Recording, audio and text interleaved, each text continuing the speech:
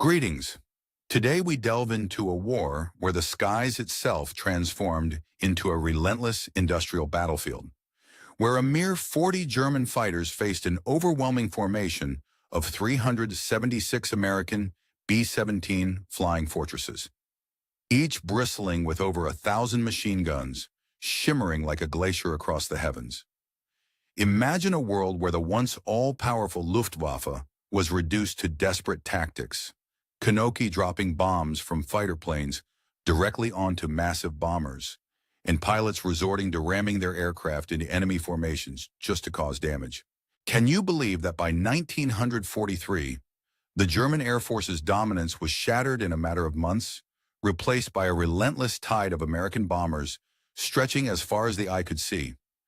How could a once mighty Air Force be brought to its knees so quickly, despite the legendary skills of its aces?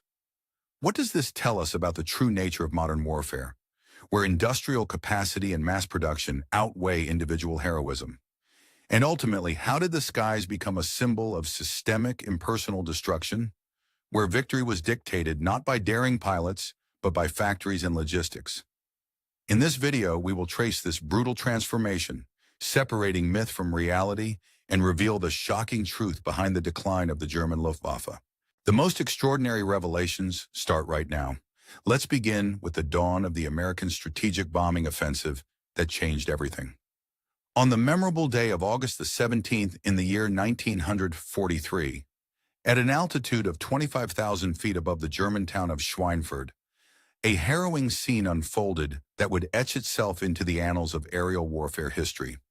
The oxygen mask of the seasoned German pilot, known as Heinzko, froze rigidly against his face, a bitter testament to the extreme cold and the relentless conditions of high-altitude combat.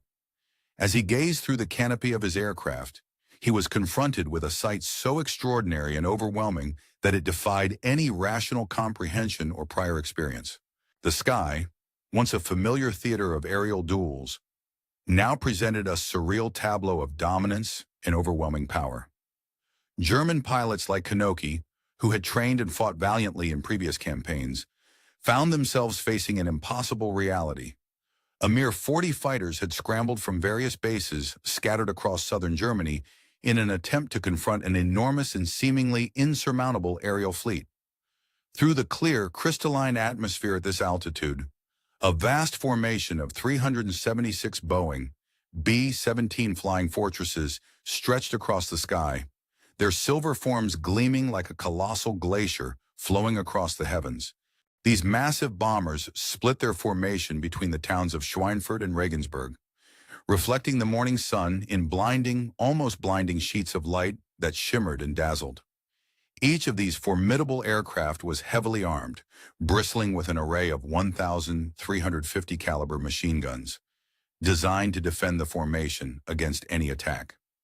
The bombers flew in meticulously coordinated combat boxes, maintaining perfect formation to establish interlocking fields of fire, an almost impenetrable wall of lead that could unleash devastating volleys upon any enemy daring to approach. Among the German fighters, NOK's Jagdgeschwader 11, along with elements from Jagdgeschwader 1 and Jagdgeschwader 26, faced a mathematical reality that mocked human courage and skill. A mere 40 German fighters against an overwhelming force of hundreds of American aircraft.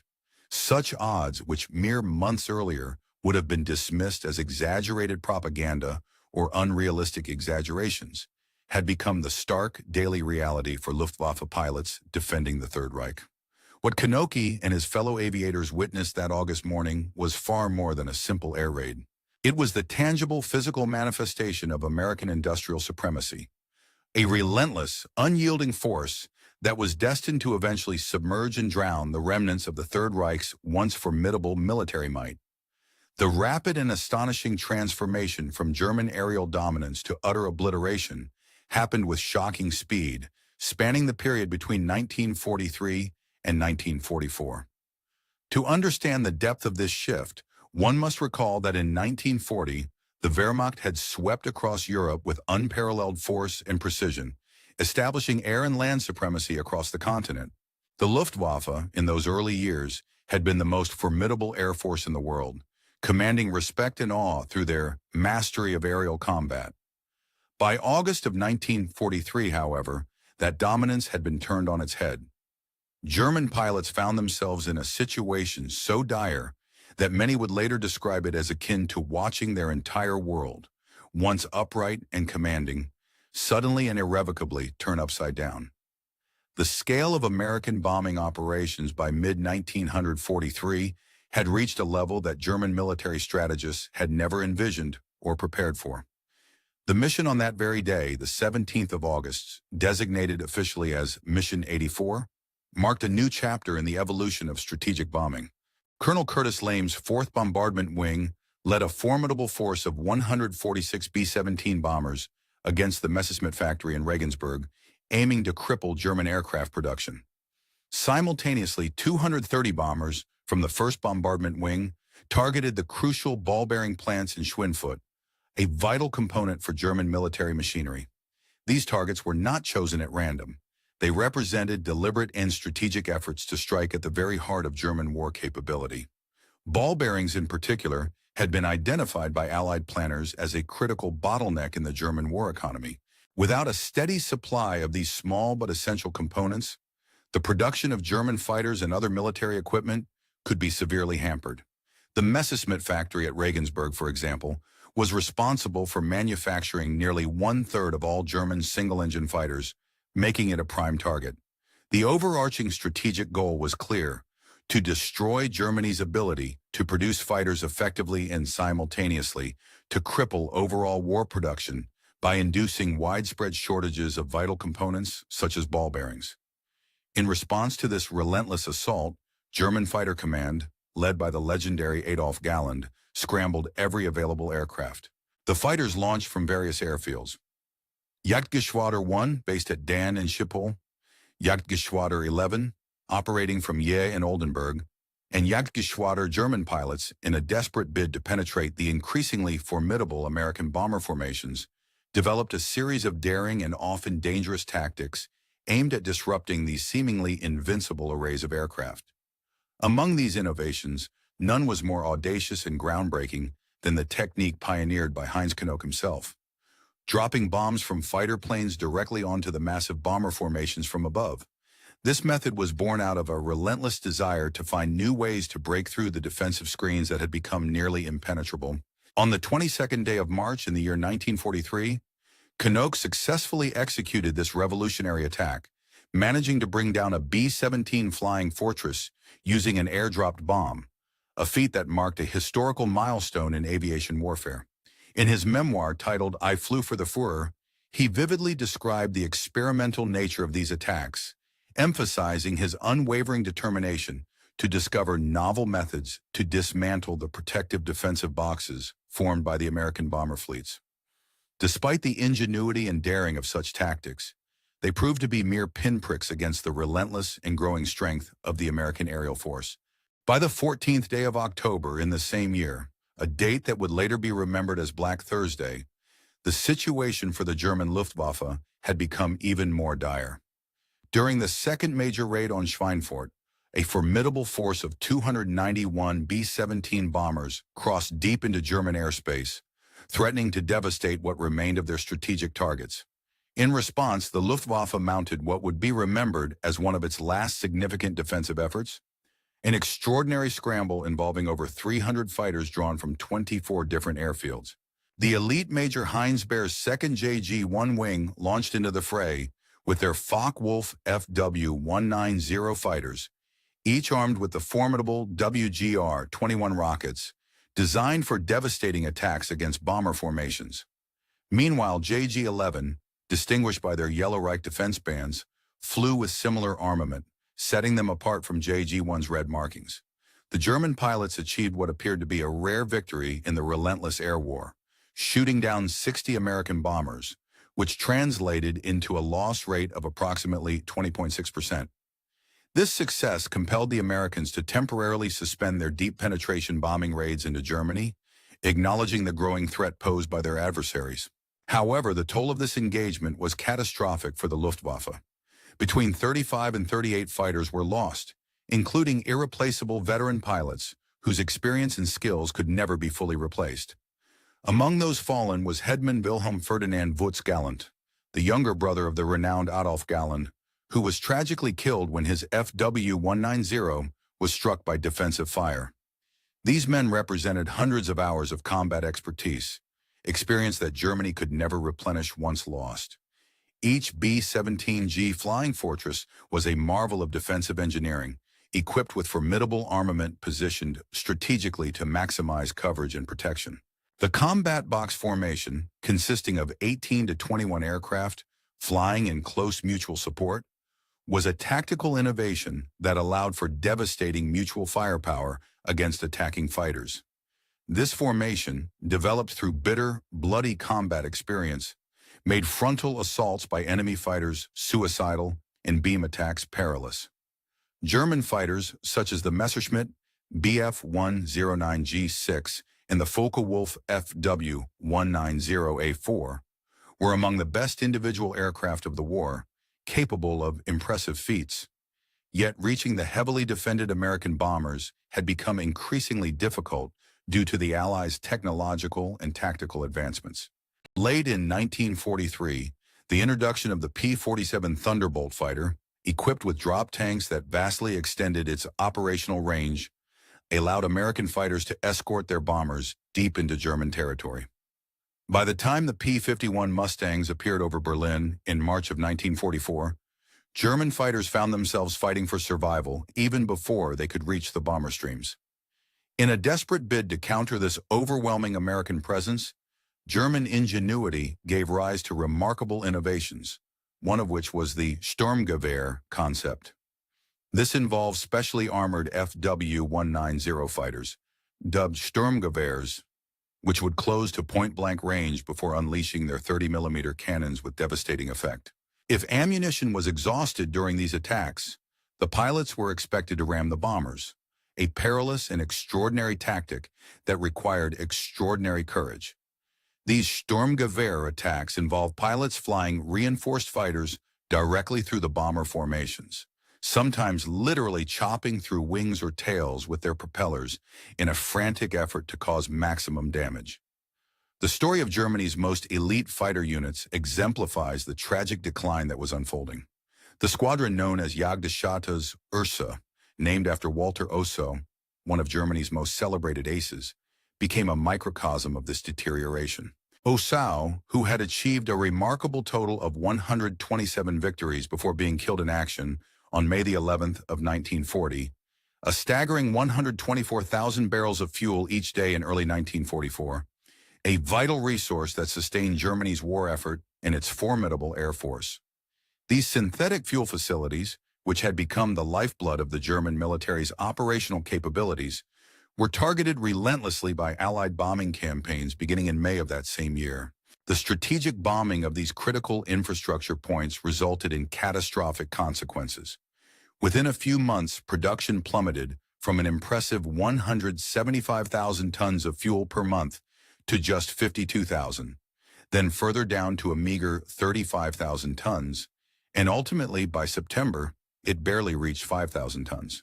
The devastating impact was vividly described by Albert Schar in July, who reported that an overwhelming 98% of all Axis fuel production facilities had been rendered inoperative, effectively crippling Germany's ability to sustain its aerial and ground forces. Ironically, despite the substantial setbacks inflicted upon their fuel supplies, German aircraft manufacturing did not slow.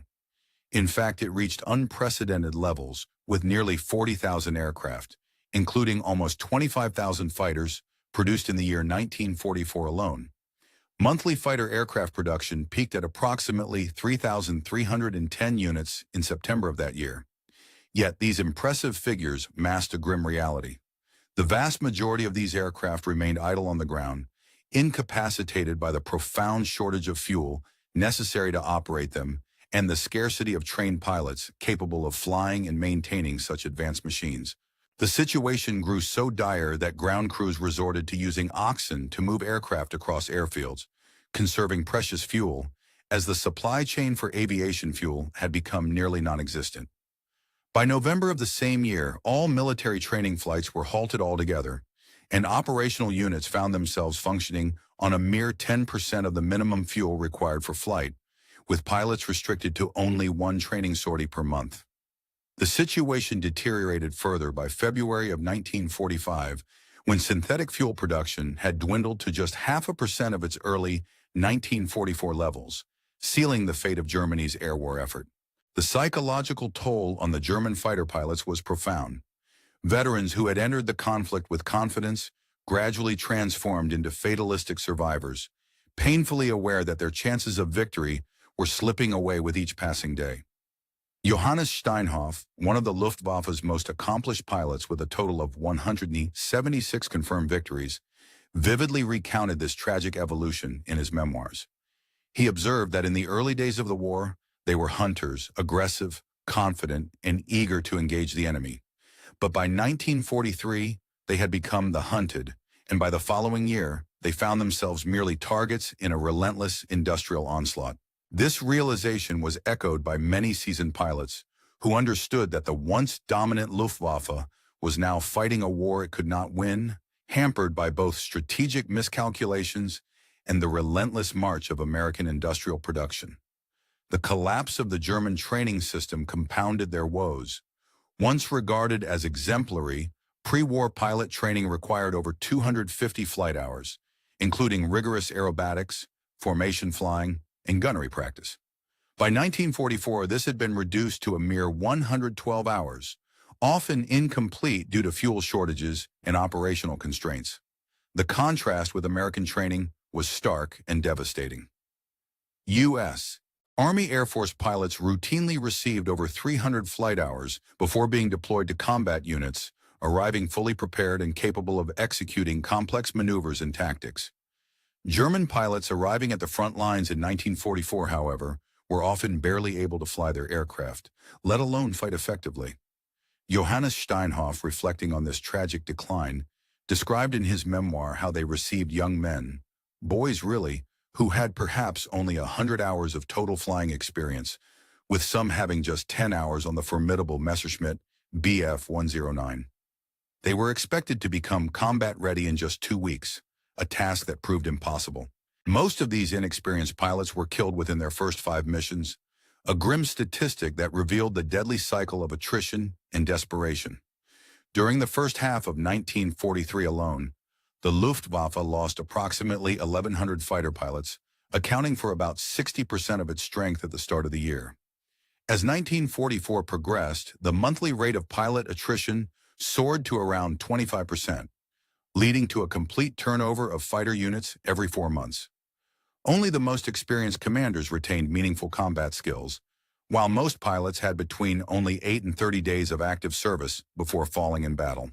The Allied strategic bombing campaign, particularly their relentless oil campaign, delivered the final blow to Germany's war effort. The destruction of synthetic fuel plants and the resulting fuel shortages crippled both the German Air Force's operational capacity and its ability to sustain prolonged combat. By early 2044, Germany's synthetic fuel industry was producing approximately 124,000 barrels of fuel each day, a staggering figure that accounted for about 92% of the total aviation fuel supply. These vital fuel-producing facilities had become prime targets for Allied strategic bombing campaigns, especially from the month of May of that year. On the 12th day of May in the year of our Lord 1944, a massive force of 935 bombers launched a devastating attack against the German synthetic oil plants. The immediate consequences of this assault were catastrophic and far-reaching. German fuel production plummeted from an already high April figure of 175,000 tons per month to only 52,000 tons in June, further dwindling to 35,000 tons in July and reaching a mere 5,000 tons by September. In July, Albert Schar, a prominent figure in the German war effort, reported that a staggering 98% of all Axis fuel production facilities had been rendered inoperative. The irony of this situation was bitter and cruel. Despite the severe depletion of fuel, German aircraft production had reached levels previously thought impossible. In the year of 1944 alone, German factories produced nearly 39,870 aircraft, including a record number of 24,981 fighters. The peak monthly fighter output occurred in September of that year, reaching approximately 3,300 units. Yet despite this impressive manufacturing achievement, the vast majority of these aircraft sat idle on airfields, unable to take to the skies because they lacked the vital fuel necessary for flight, and there were insufficient trained pilots available to operate them. German ground crews, desperate to conserve every precious drop of fuel, resorted to unconventional and primitive methods. Some even used oxen to move aircraft across airfields, avoiding the use of their limited fuel reserves. By November of the year 1944, all training flights had been completely suspended, leaving pilots with no opportunity to practice or improve their skills. Meanwhile, the combat units found themselves operating on a mere 10% of the minimum fuel required for effective operations. Pilots were limited to only one training flight per month, if at all. By the dawn of February of the year 1945, the production of synthetic fuel had collapsed to a mere half of 1% of what it had been in early 1944. The toll was not only physical but psychological. The morale and mental resilience of German fighter pilots deteriorated rapidly. Men who had entered the war with confidence and a fighting spirit gradually transformed into fatalistic survivors, resigned to inevitable defeat. Johannes Steinhoff, one of Germany's most distinguished fighter pilots, vividly described this transformation in his memoirs. He wrote, "In 1940, we were hunters. By 1943, we had become the hunted. And by 1944, we were nothing more than targets." Steinhoff also detailed how the realization that the war was already lost spread like wildfire through the ranks of fighter units, as the leadership abandoned every principle of responsible command. The situation reached a critical point in January of 1945, culminating in what became known as the Fighter Pilots' Revolt. On the 22nd day of that month, Germany's most decorated aces, Adolf Galland, Johannes Steinhoff, Galuzzo, and Hannes Trautloff, confronted Hermann Göring at his residence in Berlin. This unprecedented mutiny of the nation's top fighter pilots marked a complete breakdown in trust between those on the front lines and their commanders. The pilots presented their grievances with clarity and conviction. They accused their leaders of cowardice in the face of overwhelming odds, condemned the operational incompetence that hindered their effectiveness, and protested the dismissal of Galland from his position as general of fighters. Steinhoff, in particular, directly told Göring that the newly developed Messerschmitt Me-262 jet fighters should be immediately deployed for combat to inflict losses on the American bomber streams. Göring's response was disconnected from reality. He accused the pilots of treason and threatened execution. When confronted with wreckage of P-51 Mustangs shot down over Germany, Göring bizarrely claimed it was impossible, asserting that these aircraft must have glided into German airspace from outside. Instead of punishing the mutineers, the leadership chose to elevate them to hero status. The mutinous pilots were not executed but celebrated. Galland was dismissed from his role and dispersed. Lutzow was banished to Italy. Steinhoff was forbidden from entering Luftwaffe airfields, and Trautloff was removed from his command. Meanwhile, the Allied bombing campaign, known as Operation Argument and popularly called Big Week, delivered a decisive blow to German aviation capabilities. Between the 20th and the 25th of February in the year 1944, over 3,000 bomb sorties were flown by the United States 8th Air Force, with an additional 500 sorties by the 15th Air Force. Complemented superiority, a marvel of engineering that promised to fundamentally alter the air war. Capable of reaching speeds up to 540 miles per hour, an unprecedented feat at the time, it was designed to give the Luftwaffe a decisive edge over Allied fighters. However, despite its technological promise, the operational deployment of the Messerschmitt Me-262 was hampered by strategic blunders, logistical issues, and shortages of fuel and trained pilots. Approximately 1,430 of these jet fighters were produced during the war, yet Hitler's insistence on using most of them as bombers delayed their effective use in the fighter role until late in 1944. When the legendary General Adolf Galland finally demonstrated the aircraft's capabilities, he famously remarked that it felt as though angels were pushing it through the air, a testament to its remarkable performance. Yet Hitler's only concern was its bomb capacity, and even when the aircraft was eventually authorized for fighter missions, The scarcity of fuel and the lack of adequately trained pilots severely limited its operational impact. The limited number of Me-262s, rarely more than 30 at a time, meant that against massed Allied raids, even this revolutionary technology could only make a minimal difference. On the 26th of June in the year 1944, the full extent of Germany's military collapse became painfully evident during the Normandy invasion. Despite years of preparation, the Luftwaffe could muster only 100 fighters capable of combat, a stark contrast to the 11,190 sorties launched by the Allies on D-Day. The Germans managed a mere 319 sorties in total, with only a handful flown by fighters, a testament to their dwindling capacity. The response of the German fighter ace, Oberleutnant Josef Priller, became legendary for its futility. With only a few aircraft left, some having been relocated days prior, Priller and his wingman Heinz Vodacek at Lille were ordered to attack the invasion beaches. Priller later recalled that attacking the beaches with just 2 fighters was utterly insane. They made one strafing run over Sword Beach before fleeing, effectively serving as a symbolic daylight response to history's greatest amphibious assault. This catastrophic defeat was reflected in the staggering numbers of casualties German fighter pilots suffered during the war, with a total of approximately 26,800 killed or missing in action. The monthly loss rates grew increasingly unsustainable. By the beginning of 1944, nearly 17% of the German fighters were lost each month, and by June of that year, this figure had risen to over 25%. Such attrition meant that entire units were being decimated every 4 months, with the frontline pilots often having fewer than 50 hours of flight experience before being killed or wounded. The toll on experienced personnel was devastating. The veteran pilots, the backbone of the Luftwaffe's aerial forces, were being wiped out at an alarming rate. The introduction of the American P-47 Thunderbolt, equipped with drop tanks that extended its operational range deep into Germany by late 1943, further compounded the German struggles. By the beginning of 1944, the P-51 Mustangs, renowned for their speed and agility, were appearing over Berlin itself, forcing German fighters into a desperate fight for survival even before they could reach the bomber streams. The Germans responded with increasingly daring and often reckless tactics, such as the Sturmgruppen concept, specialized heavily armored FW-1940, with the sole purpose of closing in at point-blank range before unleashing their 30mm cannons. When ammunition was depleted, these pilots were sometimes instructed to ram the bombers, flying reinforced fighters directly into formations, sometimes slicing through wings or tails with their propellers in acts of extraordinary courage and desperation.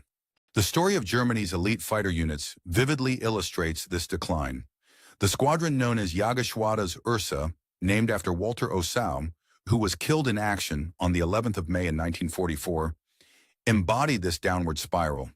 Once composed of Germany's finest aces, including Osau himself, with a total of 127 victories, the unit was hemorrhaging experienced pilots at an unsustainable rate. Osau's death, shot down by P-38 Lightnings, symbolized the tragic fate awaiting even the most skillful German pilots. Between the death of Major Hans Phillips on the 8th of October in 1943, who had achieved over 200 victories, and the loss of Osau less than 7 months later, the unit was losing its leadership faster than replacements could be trained. Throughout the war, this unit claimed over 700 enemy aircraft but suffered 464 killed in action, 174 wounded, and 94 killed in accidents, a casualty count that far exceeded its nominal strength. Similarly, Jagdgeschwader's 26th Squadron, Schlagada, commanded by Oberleutnant Josef Pips Prill, British and Soviet manufacturing, the disparity was staggering and, in essence, insurmountable. The relentless march of American industrial might had transformed the skies into a vast battlefield where numbers and mass production overwhelmed traditional notions of tactical skill and individual heroism. By this point in the war, the German Luftwaffe, once feared for its mastery of the air and its elite pilots, found itself increasingly unable to match the sheer scale of Allied output, no matter how advanced or innovative its aircraft might have been. Their technological marvels, such as the first operational jet fighter capable of reaching speeds of approximately 540 miles per hour, an aircraft that was 100 miles per hour faster than any Allied fighter, should have shifted the balance decisively in their favor. Yet this revolutionary aircraft, the Messerschmitt E-262, was hampered from the outset by a series of strategic blunders and logistical failures that rendered its potential largely unrealized. Germany produced roughly 1,430 Messerschmitt E-262 jets. However, Hitler's stubborn insistence on prioritizing their use as bombers rather than fighters significantly delayed their deployment into combat roles until late in the war, specifically around the end of 1944.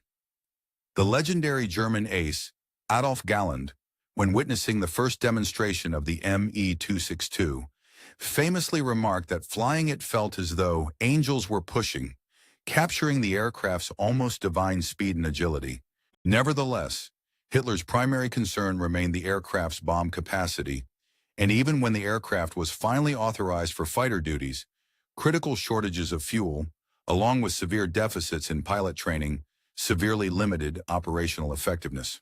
The squadron known as Jagdgeschwader 6, or the 7th Fighter Wing, could rarely deploy more than 30 Me-262s simultaneously, an alarmingly small number considering the scale of the battles they faced. Against the massive Allied raids, which often involved over 1,000 aircraft, even this revolutionary technology proved insufficient to stem the tide. The D-Day invasion, on the 6th of June in the year of 1944, marked the definitive collapse of the Luftwaffe's ability to defend German skies. Despite years of meticulous preparation for the Allied invasion, the Luftwaffe's fighter units, particularly Luftflotte 3, could muster only about 100 fighters ready for combat. That day, the Allies launched a staggering 11,590 sorties, a relentless aerial assault designed to crush German resistance from the air. In stark contrast, the Luftwaffe managed a mere 319 sorties, with only 35 of those being fighter sorties, an almost negligible contribution to the overall effort. The legendary German fighter pilot, Oberleutnant Isef Priller, later recounted the futility of their response that day. The entire JG-26 wing had been relocated just days before, leaving only Priller himself and his wingman, Heinz Vodacek, at the airfield in Lille.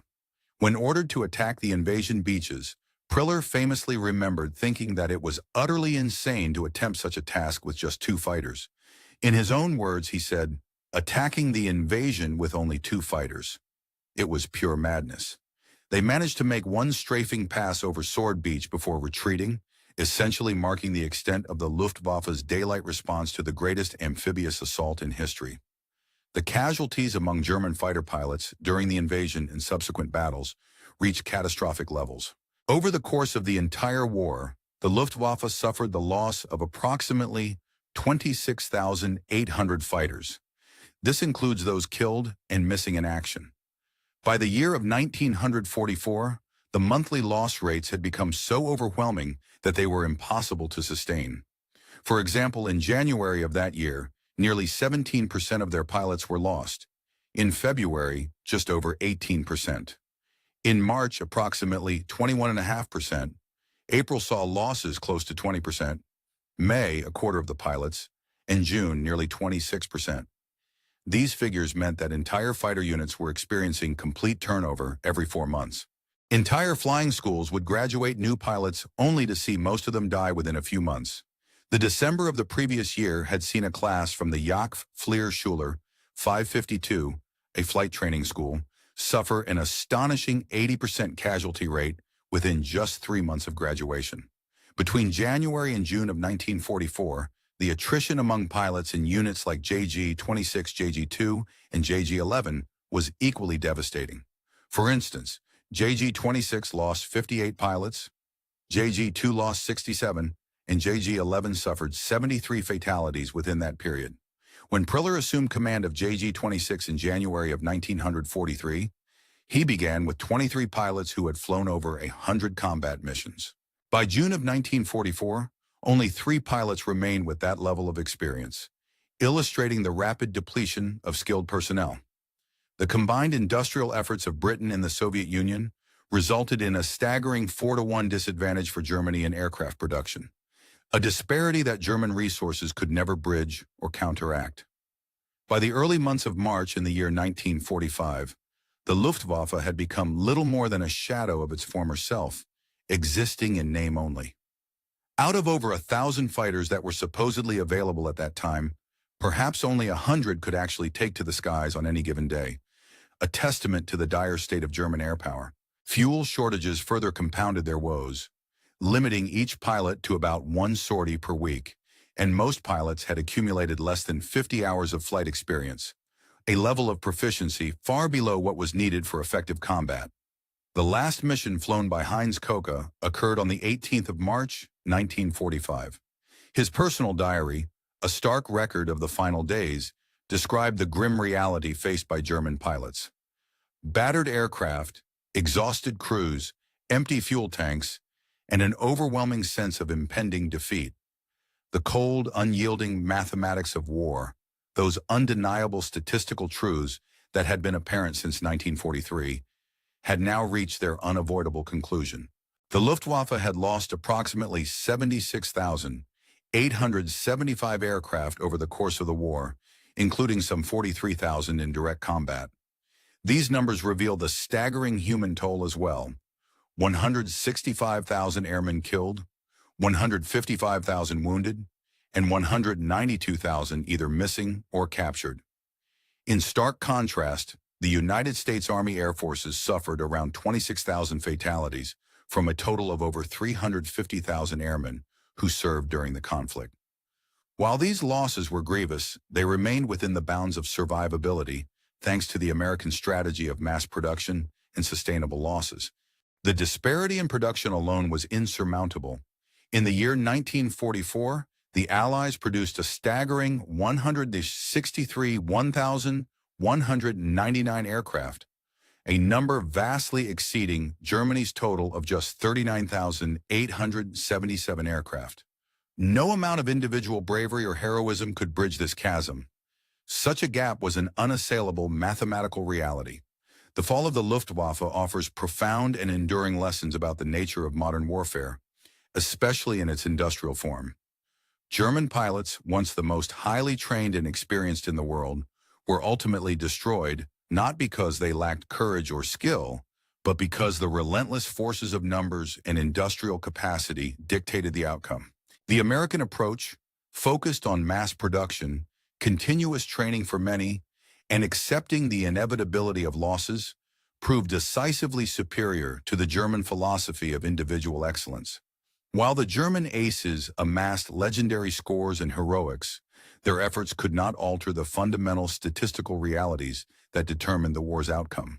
When faced with those vast formations of American bombers, so many that the skies seemed filled with a shining, metallic tide, German pilots directly witnessed the brutal truth of industrial warfare.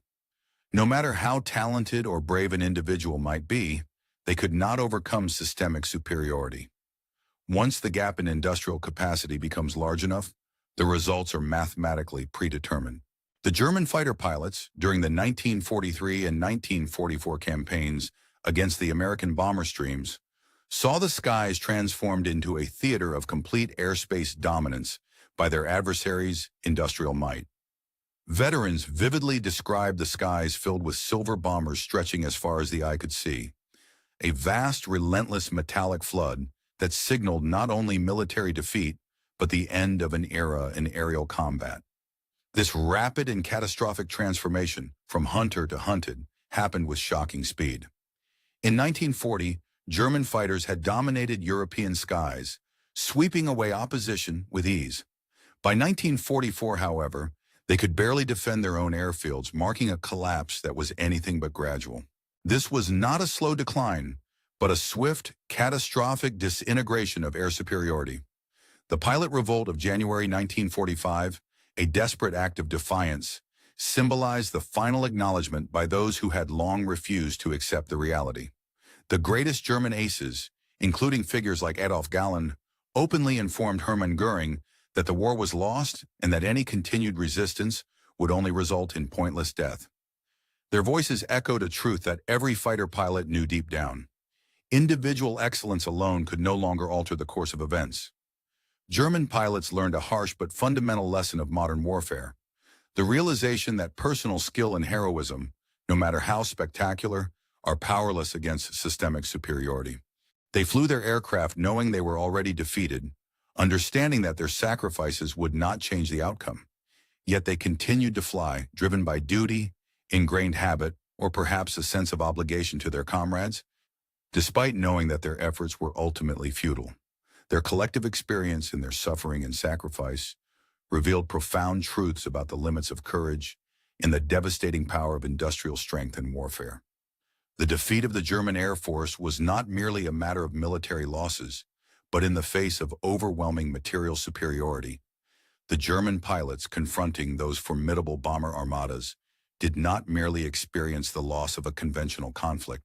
Instead, they bore witness to a profound transformation in the very nature of warfare, one that had evolved into an insurmountable industrial calculus, where outcomes were dictated by the relentless laws of manufacturing capacity and resource allocation, rather than individual heroism or tactical brilliance.